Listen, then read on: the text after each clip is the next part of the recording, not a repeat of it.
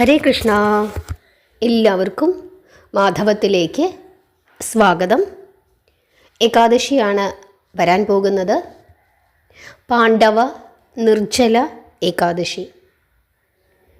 ഏകാദശി തിഥി ആരംഭിക്കുന്നത് 2025 ജൂൺ മാസം 6-ാം തീയതി വെളുപ്പിനെ 2:15 മുതൽ 2025 ജൂൺ മാസം 7-ാം തീയതി വെളുപ്പിനെ 4:47 വരെയാണ്. ഏകാദശി തിഥി കൂടുതലായും ഉള്ളത് 2025 ജൂൺ മാസം 6-ാം തീയതിയാണ്. അതുകൊണ്ട് തന്നെ കലണ്ടറിലൊക്കെ 6-ാം തീയതിയാണ് ഏകാദശിയായി കാണിച്ചിരിക്കുന്നത്. വൈഷ്ണവ വിശ്വാസമനുസരിച്ചിട്ട്, അതായത് ഇസ്കോൺ പോലെയുള്ള സംഘടനകൾ വൈഷ്ണവ ഏകാദശിയായി ആചരിക്കുന്നത് ഏകാദശിയും മഹാദ്വാദശിയും കൂടി ചേർന്ന് വരുന്ന ദിവസമാണ്.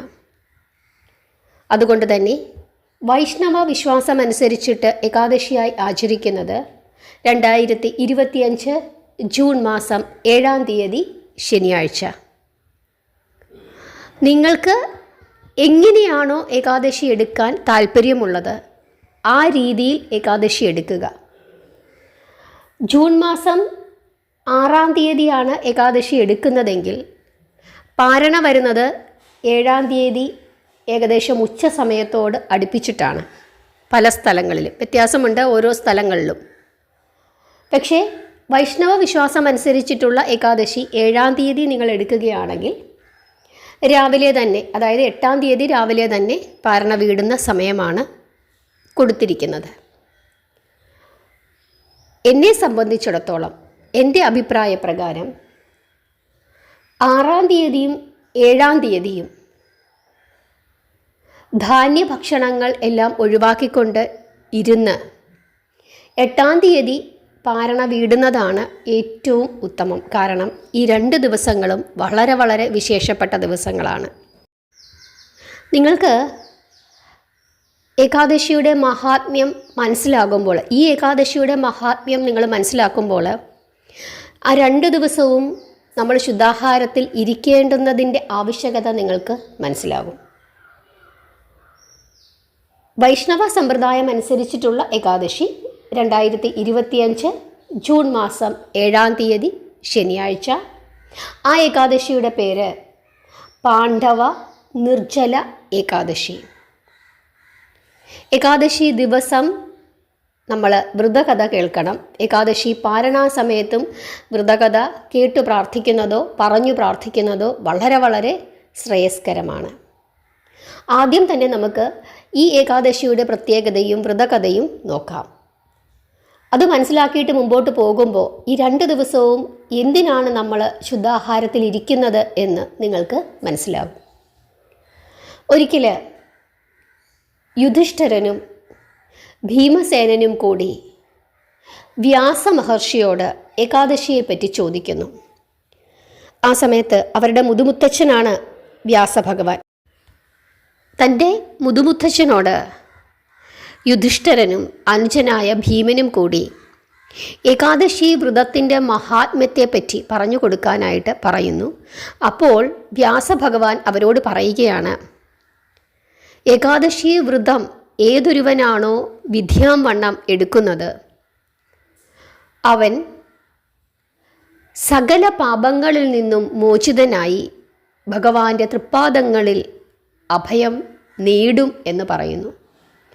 അപ്പോൾ ഭീമസേനൻ ഒരു സംശയം തോന്നുകയാണ്. എന്നിട്ട് ഭീമസേനൻ ചോദിക്കുകയാണ്, അല്ലയോ വ്യാസഭഗവാനെ, എൻ്റെ അമ്മയും എൻ്റെ ഭാര്യയായ ദ്രൗപദിയും അതുപോലെ എൻ്റെ മറ്റു സഹോദരന്മാരെല്ലാവരും തന്നെ ഒരു മാസത്തിലെ 2 ഏകാദശികളും എടുക്കാറുണ്ട്. അവർ പൂർണ്ണമായ ഉപവാസത്തിലാണ് ആ 2 ഏകാദശികളും എടുക്കുന്നത്. പക്ഷേ ഞാൻ എടുക്കാറില്ല. കാരണം എനിക്ക് വിശന്നിരിക്കാൻ സാധിക്കുകയില്ല. എനിക്ക് അപ്പോൾ ആഹാരം കഴിച്ചുകൊണ്ട് ഏകാദശി എടുക്കാനായിട്ട് എന്തെങ്കിലും ഒരു മാർഗം അങ്ങ് പറഞ്ഞു തരുമോ എന്ന് വ്യാസഭഗവാനോട് ചോദിക്കുന്നു. അപ്പോൾ വ്യാസഭഗവാൻ പറയുകയാണ്, മറ്റു കുറുക്കു വഴികളൊന്നുമില്ല, ഉപവസിച്ചു തന്നെ 1 മാസം 2 ഏകാദശിയും എടുക്കണം. എന്നിട്ട് ഭീമസേനൻ്റെ മുഖത്തു നോക്കി വ്യാസഭഗവാൻ ചിരിച്ചു.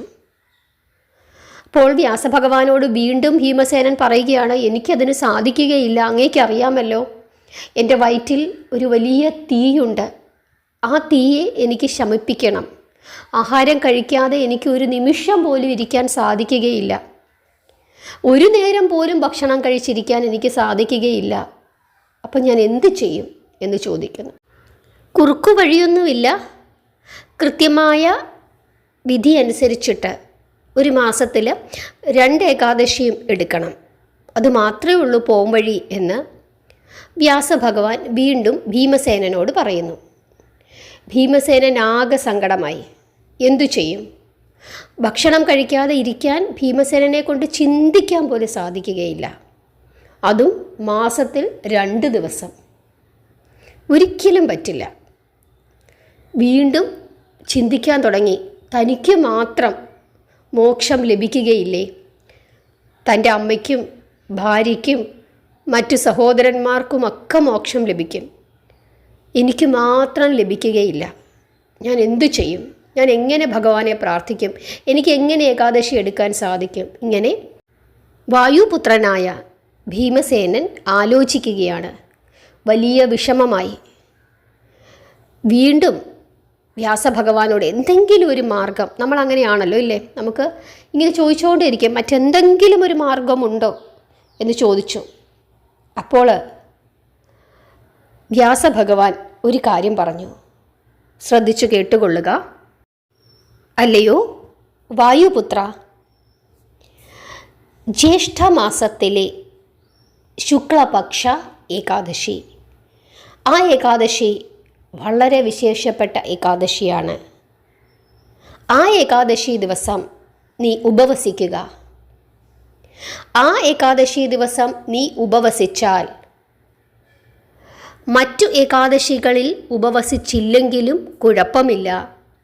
ആ ഏകാദശി മറ്റു ഏകാദശികൾ മുഴുവൻ എടുക്കുന്ന ഫലം ഈ ഒരൊറ്റ ഏകാദശി ദിവസം നീ ഉപവസിച്ചാൽ നിനക്ക് ലഭിക്കും. ഉപവസിച്ച് വിഷ്ണു പൂജ ചെയ്ത് ഭഗവാനെ പ്രാർത്ഥിച്ച് ഇരുന്നു കഴിഞ്ഞാൽ എല്ലാ ദോഷങ്ങളും എല്ലാ പാപങ്ങളും നിന്നിൽ നിന്നും അകലും. ഈ ഏകാദശിയിൽ ഉപവസിക്കുന്ന ഏതൊരുവനാണോ അവന് എല്ലാ തീർത്ഥാടന സ്ഥലങ്ങളിലും പുണ്യസ്നാനം ചെയ്തതിൻ്റെയും എല്ലാ മഹത്തുക്കളായ വ്യക്തികൾക്കും അർഹതപ്പെട്ട വ്യക്തികൾക്കും യോഗ്യരായ വ്യക്തികൾക്കും ദാനധർമ്മങ്ങൾ ചെയ്തതിൻ്റേതുമായിട്ടുള്ള എല്ലാത്തരം ഫലങ്ങളും ഈ ഒരൊറ്റ ഏകാദശി വ്രതം ഉപവസിച്ച് എടുത്തു കഴിഞ്ഞാൽ നിനക്ക് ലഭിക്കും എന്നുള്ള കാര്യത്തിൽ യാതൊരു സംശയവുമില്ല. ഈ ഏകാദശിയിൽ, ഈ നിർജ്ജല ഏകാദശിയിൽ ഉപവസിക്കുന്ന ഏതൊരു മനുഷ്യനാണോ അവൻ മഹാനായി തീരുകയും എല്ലാ തരത്തിലുള്ള ഐശ്വര്യവും സമ്പത്തും ധാന്യങ്ങളും ശക്തിയും ആരോഗ്യവും അവൻ നേടുകയും ചെയ്യുന്നു. അതുപോലെ തന്നെ മരണഭയം അവനിൽ നിന്നും അകലുന്നു. അവൻ മഹാവിഷ്ണുവിൻ്റെ തൃപ്പാദങ്ങളിൽ ലയിക്കുകയും ചെയ്യും.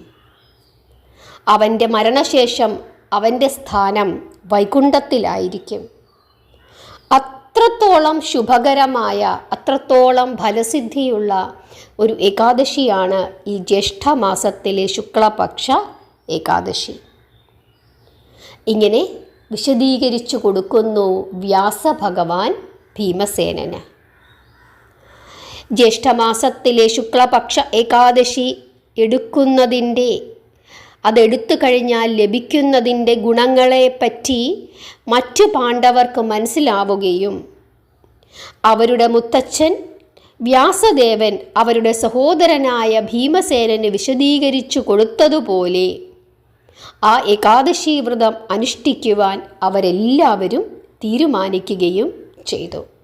അങ്ങനെ എല്ലാ പാണ്ഡവരും 5 പേരും കുന്തിയും ദ്രൗപദിയും ഉൾപ്പെടെ എല്ലാവരും തന്നെ ഏകാദശി വ്രതം ഉപവസിച്ച് എടുത്തു. അന്നേ ദിവസം അവർ ഒന്നും കഴിക്കുകയോ കുടിക്കുകയോ ചെയ്തില്ല. അന്നേ ദിവസം നമ്മൾ പ്രാർത്ഥിക്കേണ്ടുന്ന മഹാവിഷ്ണുവിൻ്റെ രൂപം പാലാഴിയിൽ പള്ളി കൊള്ളുന്ന മഹാവിഷ്ണുവിൻ്റെ രൂപം.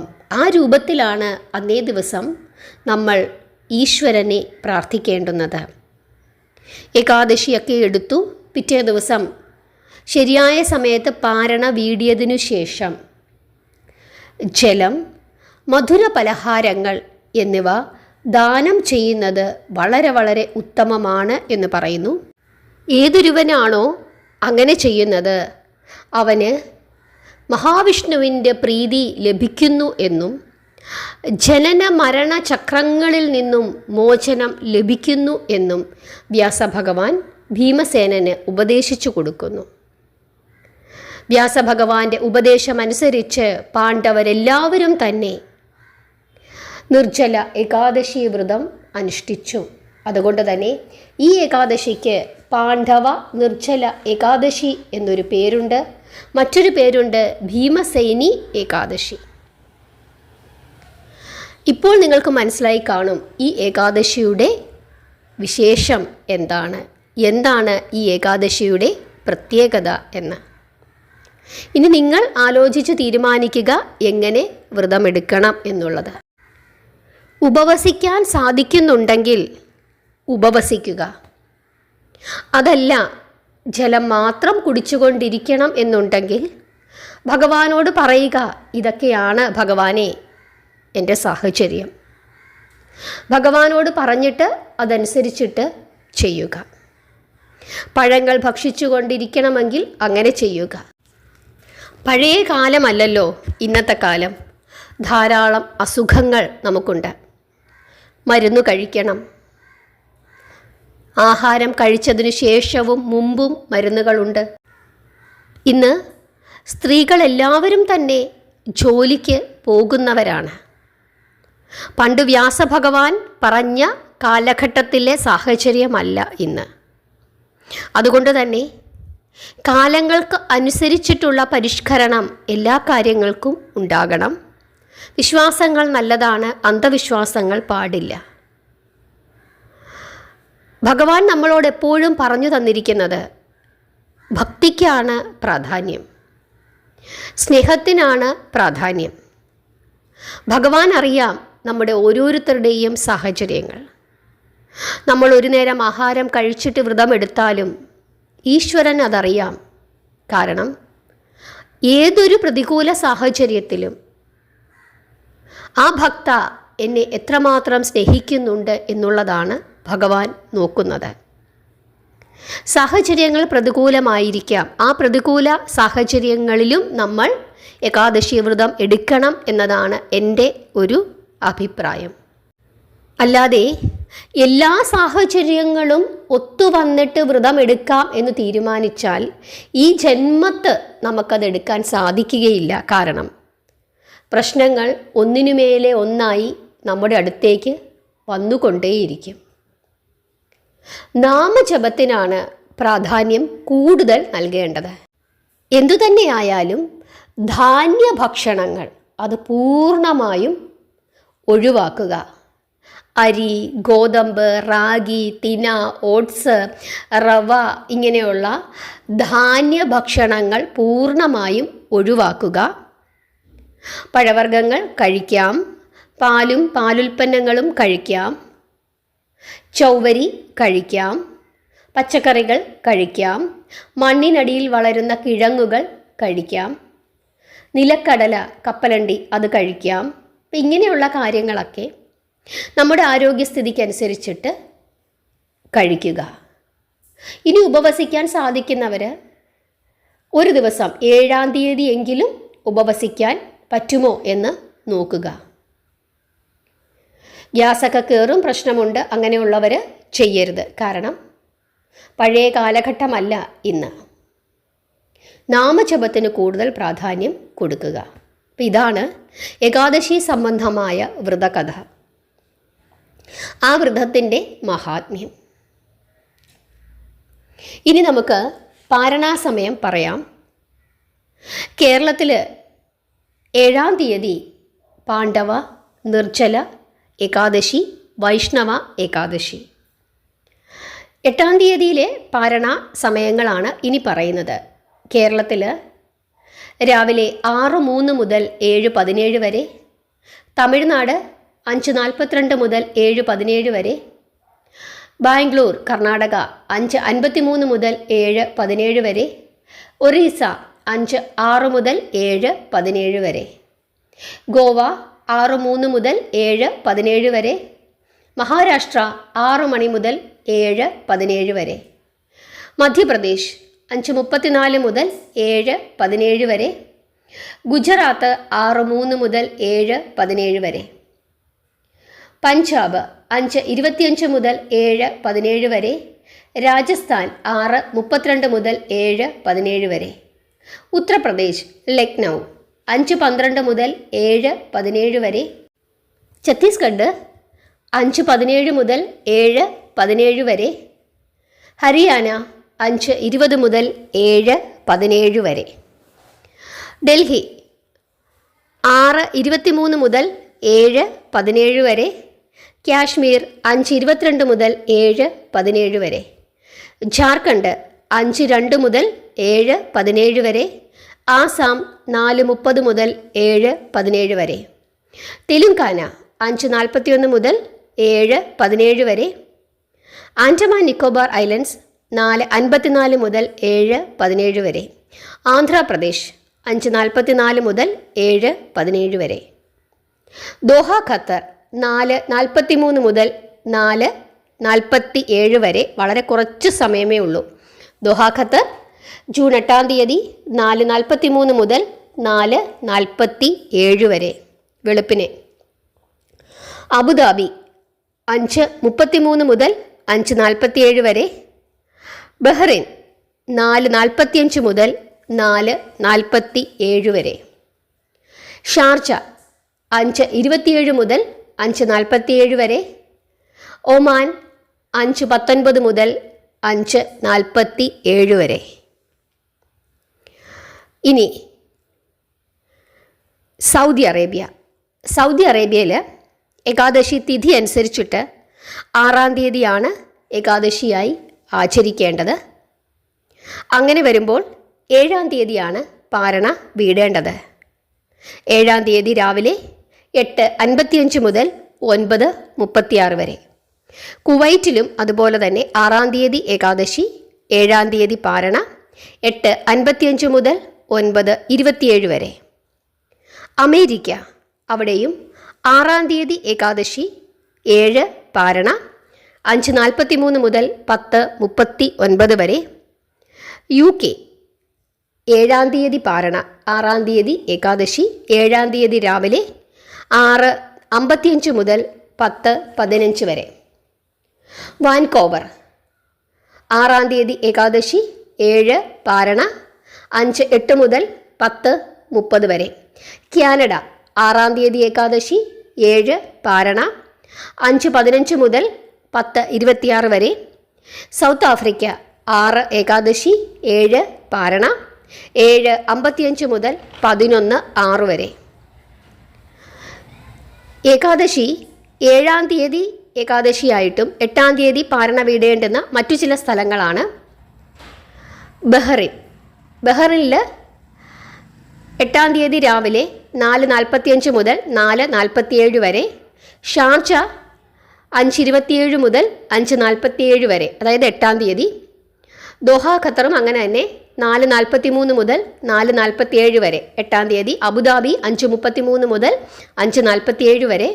ഒമാൻ 5:19 മുതൽ 5:47 വരെ. ഷാർജ 5:27 മുതൽ 5:47 വരെ. സിംഗപ്പൂര് 8-ാം തീയതി പാരണ, 6:58 മുതൽ 9:47 വരെ. സിംഗപ്പൂരിൽ 7-ാം തീയതിയാണ് ഏകാദശി, 8-ാം തീയതി പാരണ, 6:58 മുതൽ 9:47 വരെ. അതുപോലെ ഓസ്ട്രേലിയയിൽ 7 ഏകാദശി 8 പാരണ. 8-ാം തീയതി രാവിലെ 7:19 മുതൽ 10:36 വരെ. മാലിദ്വീപ്സ് 7-ാം തീയതി ഏകാദശി 8-ാം തീയതി പാരണ. 8-ാം തീയതി രാവിലെ 5:54 മുതൽ 6:47 വരെ. ചൈനയിൽ 8-ാം തീയതി പാരണ 7 ഏകാദശി 4:36 മുതൽ 9:30 വരെ. ഇതാണ് പാരണാ സമയം. ഇനി ഹരിവാസര സമയം. 6-ാം തീയതി രാവിലെ 10:10 മുതൽ 7-ാം തീയതി രാവിലെ 11:26 വരെയാണ് ഹരിവാസര സമയം. നിങ്ങൾ മനസ്സിലാക്കേണ്ടുന്ന ഒരു കാര്യം, 6-ാം തീയതിയും 7-ാം തീയതിയും ഏകാദശിയുണ്ട്. കൂടുതലുള്ളത് 6-ാം തീയതിയാണ്.